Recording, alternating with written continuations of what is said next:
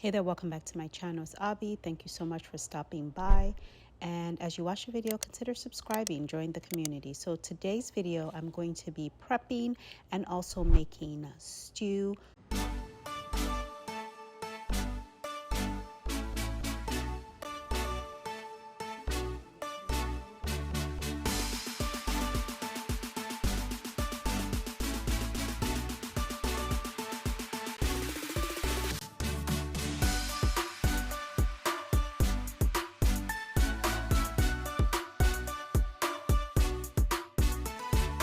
So I have my main ingredients, which are bell peppers. So these bell peppers, I typically like to get the all red ones, but for some reason the store didn't have those. So I had to settle for this bag that had 3 of the primary colors when it comes to bell peppers. So I'm just opening up the bag and getting all of the rest of the bell peppers out. And then I'm going to give them a nice and proper washing so that they are ready to be cut up and basically prepped for the stew that I'm going to be making more than likely the next day, just because I have some things to do. So what I typically like to do is I like to start by cutting up the bell pepper. And of course, when you're making this type of stew, you have to obviously move the core. I don't know anyone that actually eats the core or the rind or whatever you call it of the bell pepper. So that's what I'm doing. I'm actually really particular about the bell pepper core. I really hate the seeds, so I try to make sure like there's literally no attachment or no leftover seeds when I am basically prepping it. So I'm going to put a good chunk of the bell peppers into that plastic container just to get them out of the way. But I usually try to make sure that I'm really thoughtful about prepping and cutting them. I want to keep as much of the bell pepper as I can, with the exception of the core part. So I try to cut the tops off first and then remove basically the head, the green center head from it, so that I can keep a good portion of the top versus throwing it away. So I try to be really thoughtful again about how I'm cutting it. So I usually cut the top and then I flip the bell pepper over and then I cut it down the middle, remove the core, and then go on and on. I'm trying to move most of the seeds to the back as I'm cutting up the bell pepper because I just don't want to get any of them into my sauce. I don't want to get any of the seeds in there at all. So you're going to see me scraping, shifting them to the back, checking, triple checking, all of that, just to make sure there are no additional seeds kind of being caught on or stuck in the middle of the pieces that I'm cutting off. So of course, if you're enjoying what you're seeing and finding value, consider joining the community by subscribing to the channel. Give the video a thumbs up and hit your notification bell so you're up to date when I post new videos like this one. So that's all I'm going to do. I'm going to finish off, move again most of it to the back so that the seeds don't interfere with the actual bell peppers. I'm going to grab my blender. I also have carrot, onions, tomatoes, and Scotch bonnet pepper. All of these will go into making the base for my stew. I also have some broth with meat that I made a couple days earlier. So that was in the fridge. I brought it out to thaw a little bit and then put it back in the fridge because I tried to keep it nice and still chilled so nothing spoils. The reason why I like to use this broth as kind of a base is because it's already seasoned. It has a lot of herbs and things like that. Not necessarily a lot of salt. It also has a bit of pepper in there, so it has a lot of heat as well. And it has this flavoring and sort of aroma that is really innate to this type of stew. So I'm going to put a good chunk of that broth into the blender as a way to just give me a little bit of liquid. I'm going to throw in a good bit of the bell peppers, some of the onions as well. And I like to rip up the bell peppers like this with my hands. I mean, it kind of doesn't make sense, but this is honestly what I do more than likely. And I also like to rip up the tomatoes with my hands sometimes, just right over the opening of the blender, because sometimes depending on how soft the tomatoes are, a lot of the juice gets wasted on the cutting board, and I try to really honestly avoid that. So I tend to kind of rip them open over the opening of the blender. I know it seems weird, but that is what I do. So I'm going to give it a good blend, making sure that that initial batch is nicely blended with the broth, and it gives me a good kind of watery base to add the rest of the ingredients. So I'm adding in the rest of my onions. I'm going to put in more bell peppers, and I'm also going to add in a good chunk of the carrots as well as some of the tomatoes. I like to put carrots in here because I think obviously they're good for you, and also, you know, they kind of add to the color and flavoring. You can also make completely like carrot stew with a little bit of tomato. It tastes very, very good. Try it if you haven't, but it's a good way to get the good nutrients and vitamins from your carrot into a stew. Texture-wise, it's slightly a little different. But I'm going to blend up this second batch, meaning I've added the second batch into the blender. I'm going to get everything nicely blended up, and then I'm going to add the last bit. I put in just a little bit more broth, and I'm doing more of the ripping up and adding the rest of the bell peppers. I'm also going to add in the rest of the carrot.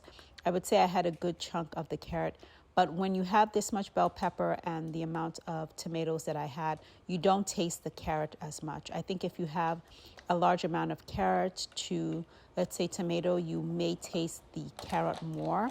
And I would say if you're going to do like a carrot-based stew, just be mindful that the texture might be definitely different. It may have a little bit more of a grittier texture. So I'm actually going to only cut half of the Scotch bonnet pepper and put it in there because, again, the sauce has a little bit of heat, and I want to kind of just be a little bit thoughtful because not everyone in my family eats really, really spicy food. We all have a pretty high tolerance, but because the broth already has some pepper that was used to boil it, I want to be thoughtful, and because I'm still going to have to season it and may add pepper when I'm actually cooking the stew, I just kind of want to be thoughtful and be meticulous.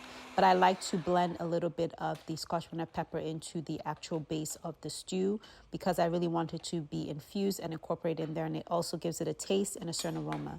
So what I'm going to do now is I'm just going to give it a quick mix, and then I'm going to take my spoon to taste it. I'm really tasting it in terms of the heat, meaning the spiciness, and I think the spice level right now is fine.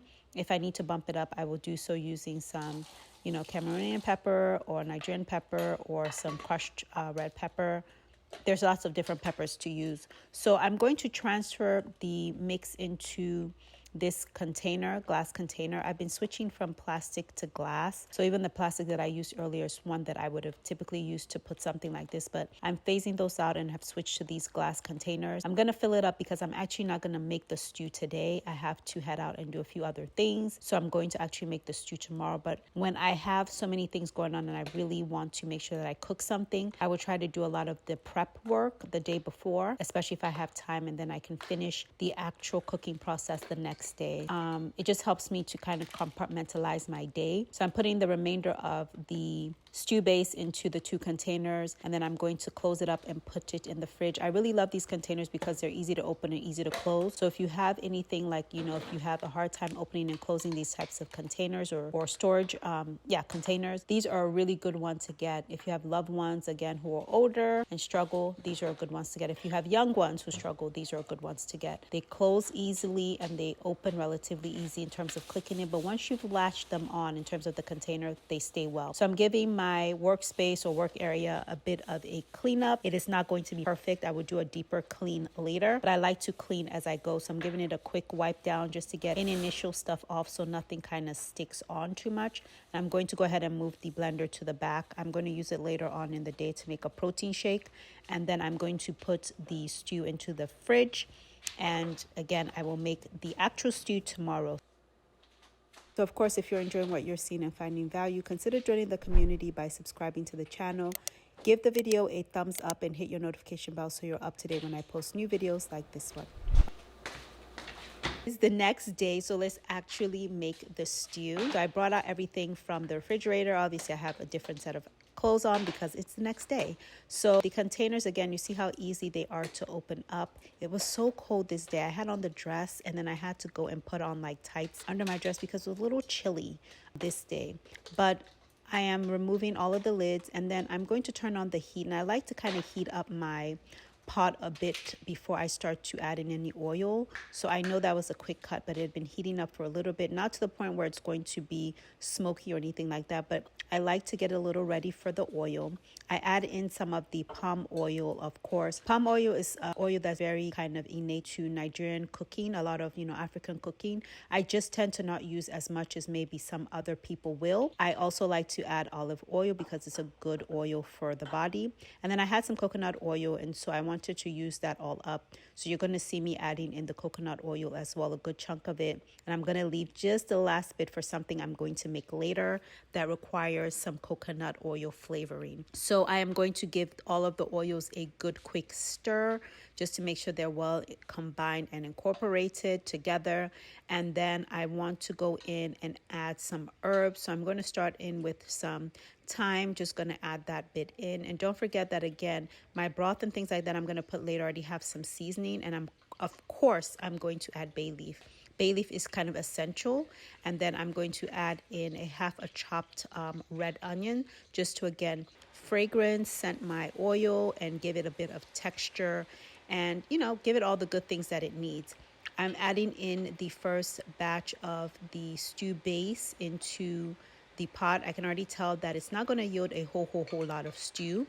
But again, I didn't have as much as I thought that I would want. And the reason why I'm a little bit concerned about the amount of stew is going to yield is because typically I have, loved ones that come over and they like stew and they eat a lot of the stew, and there's a lot of us in my family. So typically I would like to have way more, it almost to the top of the pot, but I don't. And the stew still has to cook down. But anyway, so I put everything into the pot and I'm just going to give it a good mix so everything's nicely incorporated. And then I'm going to make sure to do a little bit of cleanup as I go, which is typically what I do. Just to, again, make the cleanup process a little easier for me later. So, of course, if you're enjoying what you're seeing and finding value, consider joining the community by subscribing to the channel. Give the video a thumbs up and hit your notification bell so you're up to date when I post new videos like this one. I'm going to start to season my stew. So I'm going to go in first with some pink Himalayan salt. I don't tend to use a whole lot of salt, but trust me, the food is well seasoned. I'm really salt sensitive. And then I'm going to go in with some paprika. Paprika is just kind of needed. It will also give it an additional red coloring. Adding in some dried onion powder. It may seem counterintuitive, but these seasonings do make a difference and they do add flavor. Adding in some black pepper as well. And then I also am going to add in some allspice, just a bit of that as well. And I also like to add in this complete seasoning. For me, this is what has some additional herb profiles and flavors, so I do like to add that in. And sometimes I'm a bit generous with this one. So I'm going to add all of those in, and that's pretty much all of the seasonings that I'm putting into the stew. I'm going to give it a good mix so that everything's well incorporated and combined, and that's what the stew is looking like so far. What I'm doing now is I am grabbing selected pieces of meat from the pot cooker base. I'm grabbing selected meats from there because not all of the meats do I want as part of the stew. This particular broth and meat base has stockfish and a few other types of meats in there, and I'm mostly grabbing the oxtail out of there and the fresh turkey, and I'm putting that into the stew because I wanted to have a specific flavor. And the good thing about dropping the meat into the stew a little early in the cooking process is that it will allow the meat and the stew to infuse together. So when someone's eating the meat, it will have all the profiles from the stew kind of embedded in all the nooks and crannies of the meat. I'm also going to add a little bit of the broth in here, again, bringing in the flavor profiles from the broth into the stew. And it also gives the meat a bit of a chance to cook a little bit more and a little longer because it was more so steamed earlier. So this is what the stew is looking like. You can see that it's reduced quite significantly and the oil is kind of pulled at the top, but the oil is going to be all well and incorporated later. You will see as we are adding it to our container to start the freezing and keep process. So I'm giving my space again another quick wipe down. I like to do this as I cook. Anyone who knows me knows that I like to cook and clean. I really think it helps to keep a cleaner space. and it just reduces the cleanup process later. I'm also using this as a way to let my stew cool down. So when I'm cleaning up as it's cooling down, it's kind of a win-win.